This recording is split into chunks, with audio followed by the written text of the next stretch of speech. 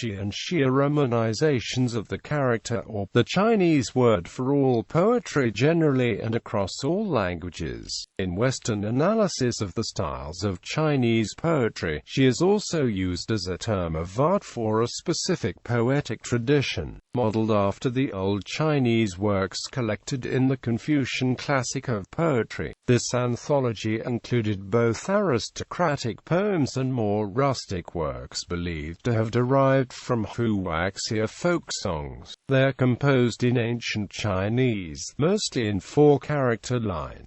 In such analysis, shi poetry is contrasted with other forms such as the Tu derived ci and the Han era fu. This use is not common within Chinese literature, however, which instead classifies these poems into other categories such as classical Chinese poetry, field and garden poetry, and curtailed poetry. Forms gushi, literally ancient poetry, may be used in either of two senses. It may be used broadly to refer to the ancient poetry of China, chiefly the mostly anonymous works collected in the Confucian Classic of Poetry, the separate tradition exemplified by Qiu Yuan and Song Yu songs of Chu, and the works collected by the Han Music Bureau. It may also be used strictly to refer to poems in the styles of the Confucian Classic, regardless of the time of composition. Owing to the variety of pieces included in the classic, there are few formal constraints apart from line length and rhyming every other line. Jintishi, literally modern poetry, was actually composed from the 5th century onwards and is considered to have been fully developed by the early Tang dynasty. The works were principally written in 5 and 7-character lines and involve constrained tone patterns,